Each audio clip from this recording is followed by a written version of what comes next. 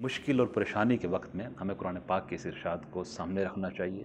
اللہ سبحانہ و تعالیٰ نے فرمایا قُلْ يَا عِبَادِيَ الَّذِينَ أَسْرَفُوا عَلَىٰ أَنفُسِهِمْ لَا تَقْنَطُوا مِن رَحْمَتِ اللَّهِ، فرما دیجئے میرے وہ بندوں جنہوں نے اپنی جانوں پر زیادتی کر لی ہے، اللہ کی رحمت سے مایوس نہ ہونا۔ ان اللہ یغفر الذنوب جميعا، بے شک اللہ سبحانہ و تعالیٰ سارے گناہ معاف فرما دیتا ہے۔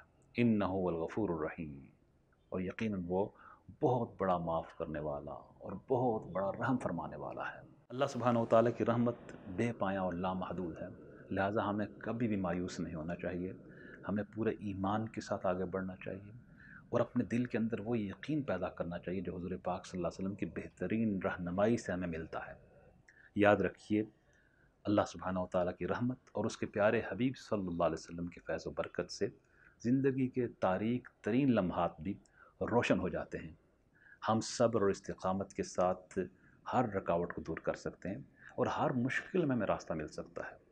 آئیے امید کی روشنی میں اپنا سفر جاری رکھیں۔